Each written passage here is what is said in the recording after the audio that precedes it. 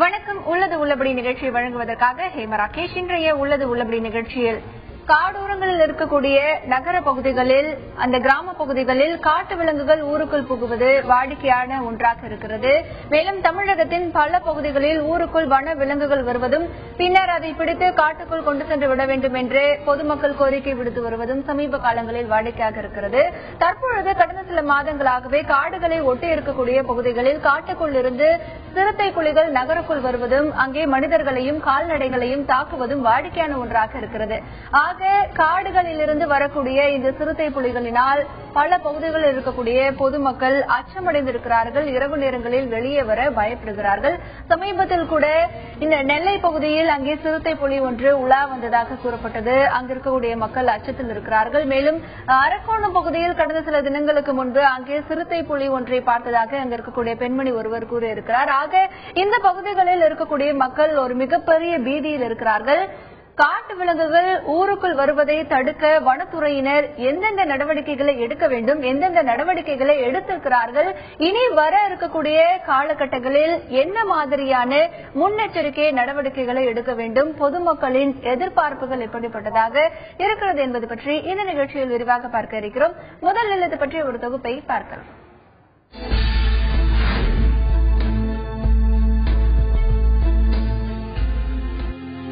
தமிழகத்தில் சமீப காலமாக வனப்பகுதிகளில் இருந்து மலைப்பகுதியை ஒட்டியுள்ள ஊர்களுக்குள் காட்டு யானைகள், சிறுத்தைகள் அவ்வப்போது வந்து மக்களிடையே பீதியை ஏற்படுத்தி வருகிறது. ஊருக்குள் சிறுத்தை புகுந்து கால்நடைகளை அடித்துக் கொள்வதும் வனத்துறையினர் அதை பிடிக்க தேடுதல் வேட்டையை நடத்துவதும் சமீப காலமாக நடைபெற்று வருகிறது. கடந்த மாதம் சென்னை ஊரப்பாக்கம் பகுதியில் ஊருக்குள் சிறுத்தை புலி புகுந்ததாக கூறப்பட்டது. அதேபோல் கோயம்புத்தூர் வால்பாறை பகுதியில் சிறுத்தை ஒன்று புகுந்து அங்கிருந்த கோழிகளை அடித்துக் கொன்றது. மேலும் மேற்கு தொடர்ச்சி மலைகள் இருக்கும் நெல்லை மாவட்டத்திலும் சிறுத்தை புலிகள் நடமாட்டம் ஊருக்குள் இருப்பதாக கூறப்படுகிறது. இந்த நிலையில் அரக்கோணம் கேசாவரம் பகுதியைச் சேர்ந்த பூங்காவனம் மல்லிகை தோட்டத்திற்கு பூப்பறிக்க சென்றபோது சிறுத்தை தன்னை தாக்க வந்ததாக கூறியது பரபரப்பை ஏற்படுத்தியுள்ளது.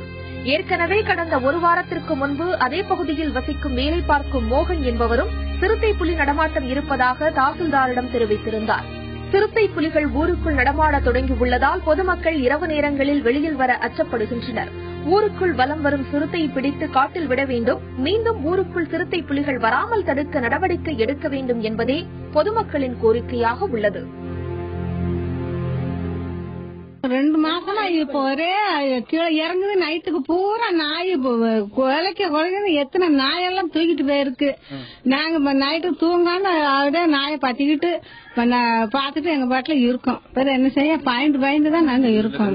வீட்டுல வந்து கண்ணுக்குட்டியை தூக்கி மிந்தானாலதான் தூக்கிட்டு போச்சு. எங்க வீட்டுல மிந்தானாலதான் கண்ணுக்குட்டியை தூக்கிட்டு போயிட்டு தூக்கி கடிச்சு கொண்டு போட்டுச்சு. அதே மாதிரி காட்டுக்குள்ள ஆடுகளை பத்திட்டு போறோம். அங்க வச்சு காட்டுக்குள்ள வச்சு 2 ஆட்டுக்குட்டியே சொல்லி முடிச்சிட்டு இப்ப அது போக வீட்டுக்காடுல அருவாளை பக்கத்துல போட்டுட்டு தான் ஆடு மட்டும் பட்டுரும். எங்களுக்கு ஆடு மாட்டை வச்சுதான் பிழப்பு. இந்த பொத்தையில இருந்து வேற எந்த பிழப்பும் கிடையாது.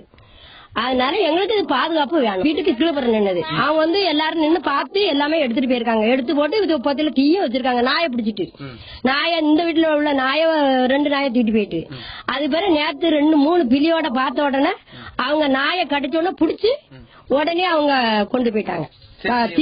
சிறுத்தை பிடிக்கல, தீய நாய பத்திட்டாங்க.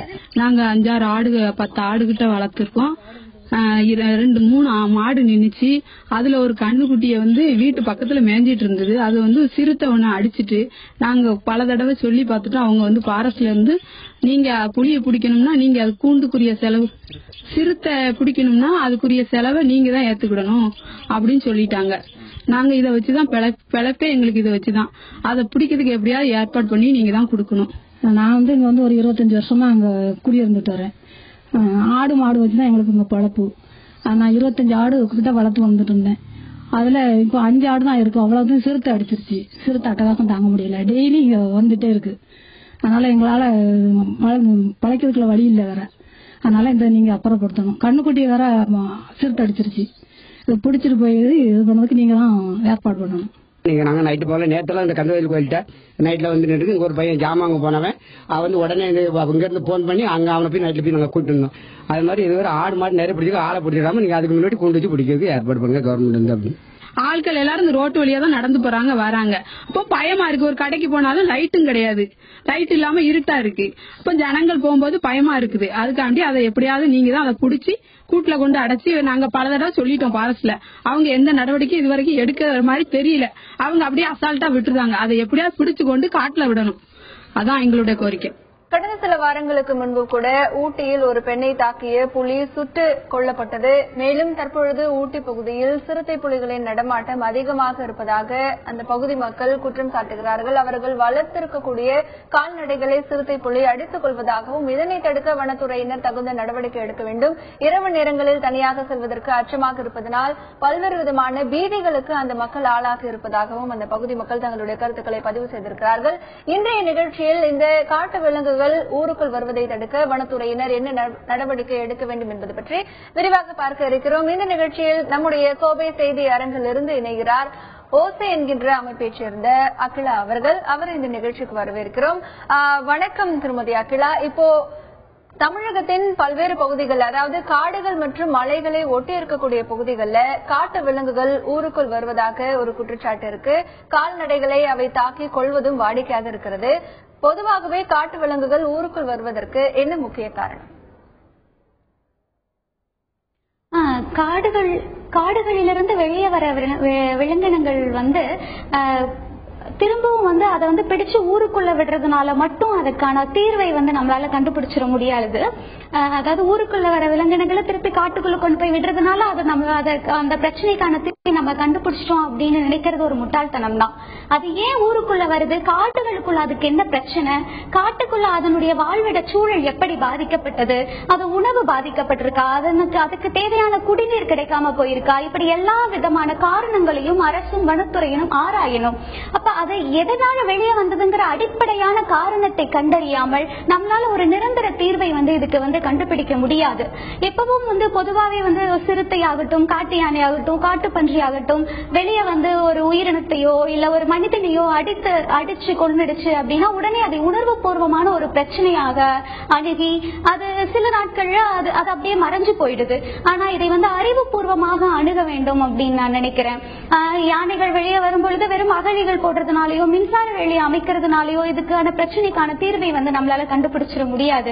காடுகளுக்குள் அந்த உயிரினங்களுக்கு என்ன பாதிப்பு ஏற்பட்டுச்சு அப்படிங்கறத முழுமையாக நம்ம அறிந்து கொள்கிற பட்சத்தில் தான் நம்ம ஊருக்குள்ள இருக்கிற உயிரினங்களும் மனிதர்களும் அதனால் பாதிப்பு ஏற்படாம நம்ம பாதுகாக்க முடியும். பொதுவாகவே நம்ம சிறுத்தைகளுக்கோ இல்ல யானைகளுக்கோ ஆதரவாக பேசும் பொழுது அங்க சுற்றி இருக்கிற மக்களும் சரி மற்றவர்களும் சரி சிலர் நம்ம சிறுத்தை யானைகளுக்கு ஆதரவாளர்களாகவும் மனிதர்களுக்கு எதிரிகளாகவும் நம்மளை பார்க்க ஆரம்பிச்சிடுறாங்க. அது அப்படி இல்லை. நம்ம எப்பொழுதுமே ஒரு வன உயிரினத்துக்காகட்டும் இயற்கைக்காகட்டும் சூழலுக்காகட்டும் ஆதரவாக பேசுவது அப்படிங்கறது மனிதனை நம்மளுடைய வாழ்வை பாதுகாத்துக்கணும் அப்படிங்கிறதுக்கு தான். எப்பவுமே நம்ம ஒரு யானைக்காகட்டும் சிறுத்தைக்காகட்டும் ஆதரவா பேசுறோம் அப்படின்னா தொடர்ந்து அவைகள் கிட்ட இருந்து நமக்கு எந்த பாதிப்பும் நேராமல் மனிதர்களை நாம பாதுகாத்துக்கணும் அப்படிங்கிறது தான் நம்ம பேச வரோம். முதல்ல அதை அந்த பகுதியில் இருக்கிற மக்கள் புரிஞ்சுக்கணும். நம்ம போய் இந்த காரணங்களை எடுத்து சொல்லும் பொழுது அவங்க டக்குனு எமோஷனலா தான் நம்மள ரீச் பண்ணுவாங்க. எப்படி எங்க ஊர்ல ஒருத்தர் அடிச்சு போட்டுருச்சு, இப்படி ஆடு மாடெல்லாம் அடிச்சு சாப்பிடுது, நீங்க எப்படி இது சரின்னு பேசுறீங்க, எங்களை எப்படி யோசிச்சு முடிவெடுக்க சொல்றீங்க அப்படிலாம் அவங்க கேட்பாங்க. இப்ப அவர்களுடைய வலியும் வேதனையும் அது நியாயமானதுதான். இருந்தாலும் அதையும் தாண்டி அது ஒரு சிறுத்தை ஆகட்டும் யானை ஆகட்டும் வெளியில் வந்ததுக்கோ இல்ல அந்த உயிரினத்தை தாக்குனதுக்கோ அவைகள் மட்டுமே காரணமா இல்ல. நாம தொடர்ந்து ஊடகங்கள்லயும் சரி செய்தித்தாள்கள்லயும் சரி ஒரு சிறுத்தை மனிதன் அடிக்கிறப்பவோ ஒரு யானையால பாதிப்பு ஒரு உயிருக்கு பாதிப்பு ஏற்பட்டப்பவோ அதை செய்தியாக்குறோம். ஆனா மத்த டைம்ல நீங்க அந்த இடங்கள்ல போய் பார்த்தீங்கன்னா பொதுவாவே கோவில கூட தடாகம் பகுதியில கொஞ்ச நாளைக்கு முன்னால வரைக்குமே யானைகள் ஊருக்குள்ள வர்றதும் தொடர்ந்து அந்த ஊர் மக்கள் அந்த யானைகளை துன்புறுத்துறதும் அதை கல் எடுத்து அடிக்கிறது அவைகள் ஊருக்குள்ள முழுமையா வராது. அது காட்டு ஓரத்துல கொஞ்சம் இறங்கி வந்தாலே இவங்க இவங்களுடைய வன்முறையை அதை மேல காமிக்க ஆரம்பிச்சிடுறாங்க. அப்ப அது மனதளவுல அது பாதிக்கப்படுது. அடுத்து அதை துன்புறுத்தாத ஒரு மனிதனை பார்த்தாலும் கூட அது வந்து அதுக்கு மனசுக்குள்ள இருக்கும். நம்ம அவங்க கல்லெடுத்து அடிச்சதும் பட்டாசுகளை கொளுத்தி போட்டதும் இதெல்லாம் அது மனசுக்குள்ள இருந்துட்டே இருக்கும் பொழுது அது ஏதாவது மனிதனை பார்க்கும் பொழுது தொடர்ந்து பேசலாம். இப்பொழுது காட்டு விலங்குகள் ஊருக்குள் வருவது வாடிக்கையாக இருக்கக்கூடிய சூழ்நிலையில் இதற்கு பல்வேறு காரணங்கள் சொல்லப்படுகிறது. காடுகளில் இருக்கக்கூடிய விலங்குகளுக்கு அதனுடைய அடிப்படை தேவையான உணவு தேர்வை பூர்த்தி செய்யப்படாத பொழுது அவை ஊருக்குள் இரையை தேடி வருகின்றன. மேலும் காடுகளில் தற்பொழுது பல இடங்களில் ஆக்கிரமிப்பு அதிகமாக இருக்கக்கூடிய சூழ்நிலையாலும் காடுகளில் இருந்து வரக்கூடிய வன விலங்குகள் ஊருக்குள் புகுவதாகவும் பல்வேறு கருத்துக்கள் நிலவி வருகிறது. ஆக இந்த காட்டு விலங்குகள் ஊருக்குள் வருவதை தடுக்க வனத்துறையினர் என்ன நடவடிக்கை எடுக்க வேண்டும் என்பது பற்றி விரிவாக பேசலாம்.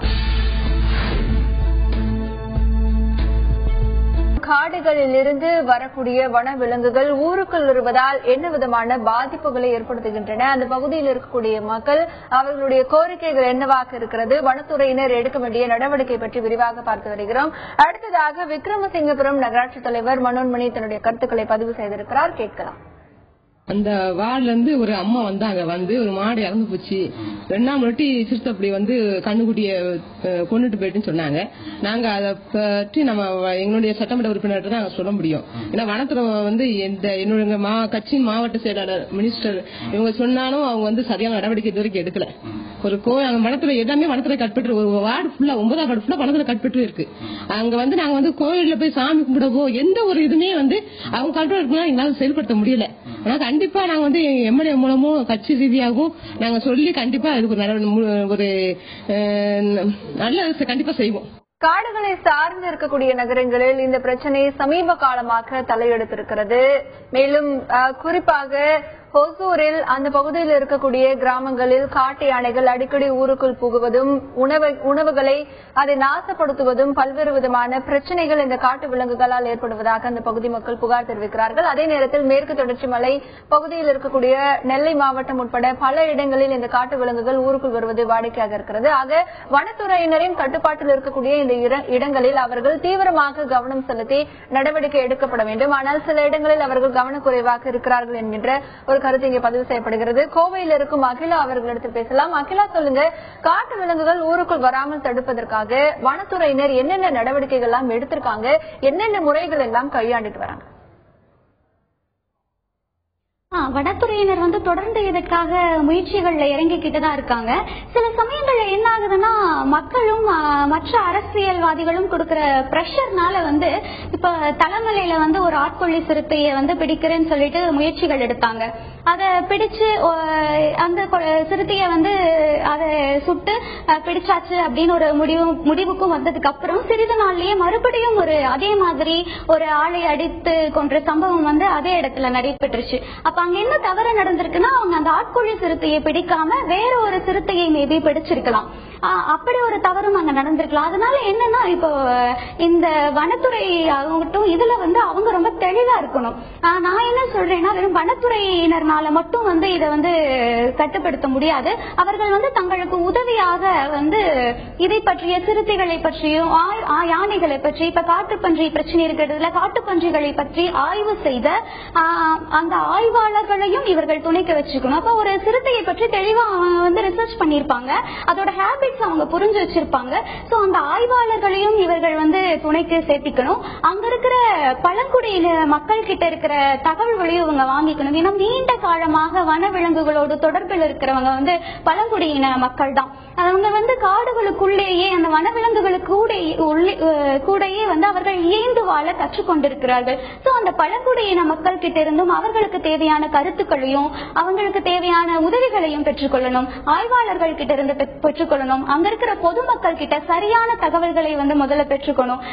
அந்த சிறுத்தை சரியா எந்த நேரங்கள்ல வெளியே வருது, அது எந்த இடத்துல சரியா வருது அப்படின்னு அங்க இருக்கிற பொதுமக்கள் கிட்ட இருந்து சரியான தகவல்களை வாங்கணும். இது எல்லாவற்றையும் அவர்கள் சரியா வந்து முறைப்படுத்தி ஆராய்ந்த பின்னர் தான் இதற்கான நடவடிக்கையை எடுக்கணும். இவங்க வெளியில இருந்து வர்ற பிரஷரை வச்சுட்டு டக்குன்னு ஒரு சிறுத்தையை பிடிச்சு போடுவோம், இல்ல ஒரு புலியை வந்து பிடிப்போம், இந்த பிரச்சனை முடிஞ்சிடும் அப்படின்னு ஒரு டக்குன்னு இதுக்கு தீர்வு காணணும் அப்படின்னு நினைக்கிறதுனால கூட இந்த பிரச்சனை ஏற்படுதுன்னு நான் நினைக்கிறேன். அதனால வந்து இவங்க முறையா இந்த தகவல்களை பேசலாம். அகிலா, இந்த காட்டு விலங்குகள் ஊருக்குள் வருவதை தடுப்பதற்காக வனத்துறையினர் மட்டுமல்ல மட்டுமல்லாமல் அந்த பகுதிகளில் சார்ந்து இருக்கக்கூடிய மக்கள், பழங்குடியின மக்கள் அவர்களுடைய ஒத்துழைப்பையும் கையில் எடுத்துக்கொண்டு இதற்கான தீவிர நடவடிக்கையில் ஈடுபட வேண்டும் என்கின்ற ஒரு கருத்து இங்கே பதிவு செய்யப்படுகிறது. தொடர்ந்து வேலூர் பகுதியில் இருக்கக்கூடிய மக்களும் ஊருக்குள் வந்து சிறுத்தையினால் பல்வேறு பாதிப்புகளுக்கு ஆளாகி இருக்கிறார்கள். அவர்கள் பதிவு செய்த கருத்துக்களை கேட்கலாம். எங்க பாட்டி நேற்று 2ஆம் தேதி சாயந்தரம் 5 மணிலிருந்து காணாம தேடி நிற்கோம். நாங்க தேடி நைட்டு 11 மணி 12 மணி வரைக்கும் தேடிட்டு நாங்க சரி யாராவது சொந்தக்கார வீட்டு போயிருப்பாங்கன்னு சொல்லிட்டு நாங்க அமைதியா இருந்துட்டோம். காலையில பார்த்தா எங்க ஓரவத்தி என்ற போய் கொல்லப்பக்கம் போய் பார்த்தா தலை தனியா முண்டம் தனியா தலை தனியா இருந்தது. அது எதனாலும் தெரியல. அதுவே மறுநாள் வந்து 2ஆம் தேதி சாயந்தரம் வந்து 3 மணிக்கெல்லாம் ஸ்கூல் விட்டுருக்காங்க. சிறுத்தை நடமாட்டேன்னு சொல்லி ஸ்கூல் விட்டுருக்காங்க. அதனால எங்களுக்கு ஒன்னும் புரியல இது சிறுத்தையா எதுன்ட்டு. இது வந்து கலெக்டர், தாசில்தார், ஆரியோ எல்லாரும் வந்து பார்த்தாங்க. இது எதனால சொல்லிட்டு அவங்களை கண்டுபிடிச்சு மேலும் கவர்மெண்ட் எங்களுக்கு ஒரு நல்ல இதை கொடுக்கணும்னு சொல்லிட்டு இதுக்கு மேலையும் பசங்களை யாரையும் எந்த குழந்தையும் யாரும் தாக்காம நீங்க தான் பாதுகாப்பு கொடுக்கணும். வனத்துறை வர வச்சு நானும் அவங்க கூட சுத்தி இருந்தேன். ஆனா வனத்துறையாளர் சொல்றாங்க ஏன் இது புலி கடிச்சிருக்கு சான்ஸ் இல்ல, இது ஏன்னா இது என்னது ஆளு எல்லாம் வெட்டி போட்டுருக்கனால புலி வந்து இந்த மாதிரிலாம் தாக்காது, நகம் உடம்புல ஒன்றும் படல, அங்க காலடி பாடங்கள்லாம் சொன்னாங்க. காஞ்சி பண்ண இடத்துல எப்படி சார் நகை எல்லாம் பாடுவோம். இவங்க வந்து கேர்லஸா வந்து பார்த்துட்டு புலி கிடையாது அப்படின்னு சொல்லி கேர்லஸா வனத்துறை போயிட்டாங்க. ஆனா போலீஸ் காவல் அதிகாரி என்ன சொன்னாங்க, ஆளை வெட்டுறதுக்கு சார்ந்திருக்கு பார்த்தா ஆள் இந்த வயசான கழிவு யார் வெட்டுறாங்க, அவங்களுக்கு ஒரு சொத்து இல்லை ஒண்ணும் இல்லை, அவங்களுக்கு முன்னுரிமை ஆளுங்களே யாரும் கிடையாது, எப்படி ஆளை வெட்டுவாங்க, இவங்க வனத்துறை ஆளுங்க வந்து ஆளுங்க வெட்டிருப்பாங்கன்னு சொல்லிட்டு இவங்க கேர்ல சொல்றாங்க. ஆனா போலீஸ் ஸ்டேஷன் என்ன சொல்றாங்க, புலி தான் தாக்கப்பட்டு இருக்கும். நேற்று வந்து இங்க பொறுத்த நடமாடுது. நேற்று ஒரு குப்பத்தில் ஒரு அம்மாவை கடிச்சு கதிரிச்சு. அதனால வந்து எல்லாம் பயப்படுறாங்க. பொதுமக்கள் வந்து பசங்கள்லாம் ஸ்கூல் போகிற பசங்கள்லாம் பயப்படுறாங்க. அது கவர்மெண்ட் தான் நடவடிக்கை எடுக்கணும் சார். நான் வந்து அனந்தாபுரம் கிராமத்தில் வசிக்கிறேன். எங்க பக்கத்து ஊர்ல சிறுத்தை நடமாடுன்னு ஒரு சிறுத்தை நடமாடுன்னு சொல்லியிருக்காங்க. அது வந்து நேற்று வந்து ஒரு பாட்டியை கடிச்சிருக்கு. அது வந்து நாய் கடிச்சதா இல்ல சிறுத்தை கடிச்சதா எதுவுமே தெரியல. நேற்று வந்து நாங்க ஸ்கூலுக்கு போயிருந்தோம். ஸ்கூல் வந்து லீவ் விட்டுருக்காங்க, சிறுத்தை வந்திருக்குன்னு சொல்லிட்டு. இது வந்து என்னன்னு சொல்லிட்டு கவர்மெண்ட் தான் நடவடிக்கை எடுக்கணும். பாட்டி மரியம்மான்றாங்க, சிறுத்தை கடிச்சு நேற்று இறந்துட்டாங்க. அதனால எங்களுக்கு ரொம்ப பயமா இருக்கு. வெளியே வர முடியல. 6 மணிக்கு மேல நாங்க வெளியே வரமாட்டோம். சுத்தி காடா இருக்கு. எங்களுக்கு கவர்மெண்ட் வந்து ஏதாச்சும் ஹெல்ப் பண்ணணும். நீங்க தான் ஊருக்குள் வரும் வன விலங்குகள், அதனால் பொதுமக்கள் சந்திக்கக்கூடிய பாதிப்புகள் பற்றி விரிவாக பார்த்து வருகிறோம். மேலும் பல விஷயங்கள் குறித்து பேசலாம். ஊருக்குள் வரும் வனவிலங்குகள் மற்றும் பொதுமக்கள் அதனால் சந்திக்கக்கூடிய பிரச்சனைகள், வனத்துறையினர் எடுக்க வேண்டிய நடவடிக்கைகள் பற்றி விரிவாக பார்த்து வருகிறோம். கோவையில் இருக்கும் அகிலா அவர்களிடம் பேசலாம். அகிலா, சொல்லுங்க, நீங்க ஏற்கனவே சொல்லும் பொழுது இந்த வனவிலங்குகள் ஊருக்குள் வருவதை தடுக்க பொதுமக்களின் ஒத்துழைப்பும் அவசியம் அப்படின்னு சொன்னீங்க. மேலும் வனத்துறையினர் பல்வேறு விதமான ஆராய்ச்சிகளையும் இதை பற்றி மேற்கொள்ளணும் அப்படின்னு சொன்னீங்க. என்ன மாதிரியான ஆராய்ச்சிகளை மேற்கொள்ள வேண்டும்? பொதுமக்களின் ஒத்துழைப்பு எப்படி இருக்கணும்? மேடம், நீங்க பாத்தீங்கன்னா தொடர்ந்து அந்த மக்கள் பேசுற விஷயங்களை வந்து கேட்டீங்கன்னா வந்து அவர்கள் வனத்துறையின் மீது அதிருப்தியை தெரிவிக்கிறாங்க தொடர்ந்து. இத ஒரு ஆபத்தான நிலையா தான் நான் பாக்குறேன். வனத்துறையினரும் அந்த பொதுமக்களும் ஒருங்கிணைந்து செயல்பட்டாதான் இதற்கான தீர்வை காண முடியும். அதனால முதல்ல அந்த மக்கள் கிட்ட வனத்துறையினர் வந்து நம்பிக்கையை வந்து உண்டாக்குற மாதிரி முதல்ல அவங்க நடந்துக்கணும். அந்த மக்கள் வந்து இவர்கள் நமக்காகவும் உழைக்கிறார்கள் அப்படிங்கிற ஒரு நம்பிக்கையை வந்து பெற்றால் தான் வந்து இந்த பிரச்சனைக்கு தீர்வு காண முடியும். அந்த மக்களும் வனத்துறையும் பயாசா இருந்தாங்கன்னா அங்க இருக்க பிரச்சனையை வந்து நம்மளால வந்து அதற்கான தீர்வை சரியா கொடுக்க முடியாது. அதனால இது வனத்துறையும் யோசிக்க வேண்டிய விஷயமா நான் பார்க்கிறேன். அந்த மக்கள் கிட்ட இருக்கிற நம்பிக்கையை வந்து பெறணும். இணைந்து அவர்கள் செயல்பட்டாதான் இதற்காக வந்து அவங்க இது பண்ண முடியும். அதுக்கப்புறம் வந்து அந்த மக்கள் தொடர்ந்து பேசும் பொழுது நான் வந்து யோசிச்சேன், இந்த பிரச்சனைகளுக்கு காரணம் வந்து காடு அழிப்பு. 2 காடுகளுக்கு இடையில அந்த கனெக்டிவிட்டி பாதிக்கப்படுற மாதிரி கட்டப்பட்ட கட்டடங்கள், கல்வி நிறுவனங்கள், சில ஆசிரமங்கள், அந்த மாதிரி வந்து பெரும் முதலாளிகளின் தவறால ஏற்பட்ட பிரச்சனைகளுக்கு அந்த அப்பாவி மக்கள் வந்து பாதிப்படைகிறாங்க. முதல்ல இந்த விஷயங்களை வந்து அந்த முதலாளிகள் புரிஞ்சுக்கணும். அந்த மக்கள் கிட்ட போய் நம்ம வந்து இந்த பிரச்சனைக்கு இருக்கிற விஷயம் காரணங்களை பத்தி சொல்றதை விடவும் அந்த காடுகளை அழித்த இல்ல காடுகளுக்கு இடையே கட்டிடங்களை உருவாக்கி வைத்திருக்கிற முதலாளிகள் கிட்ட இந்த பிரச்சனையை கொண்டு போகணும்.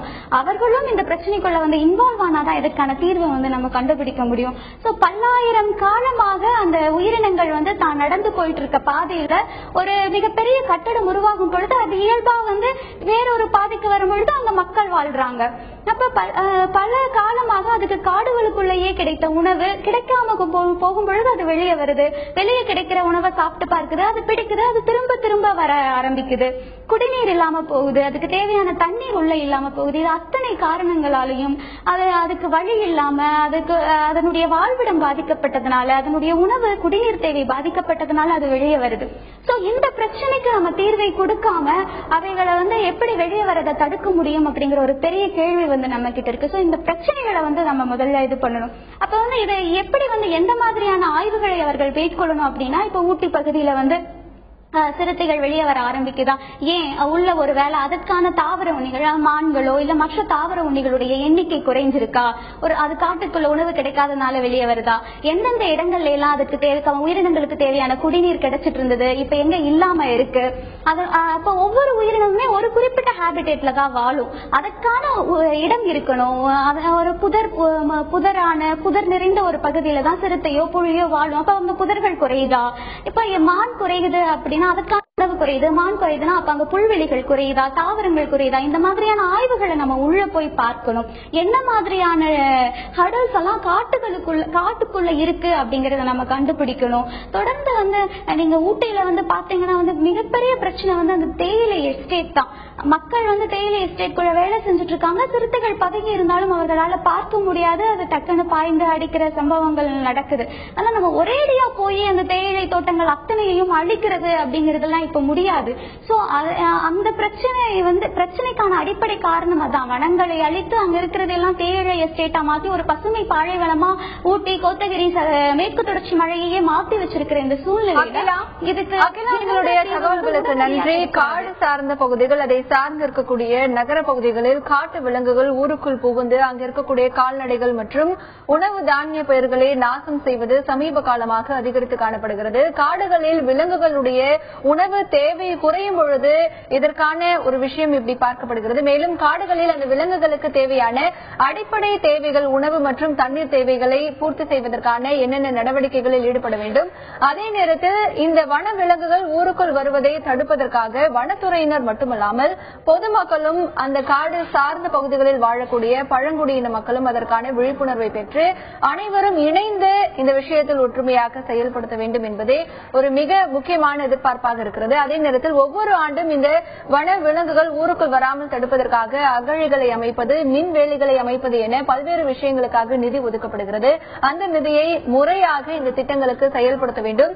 மேலும் இந்த காட்டு விலங்குகள் ஊருக்குள் வராமல் தடுப்பதற்கான அனைத்து முயற்சிகளையும் வனத்துறையினர் உடனடியாக எடுக்க வேண்டும் என்பதே அனைத்து பொதுமக்களின் எதிர்பார்ப்பாக இருக்கிறது. இந்த நிகழ்ச்சியில் கோவையில் இருந்து பங்கேற்ற அகிலா அவர்களுக்கு நன்றி. மீண்டும் ஒரு உள்ளது உள்ளபடி நிகழ்ச்சியில் சந்திக்கலாம். இணைந்திருங்கள்.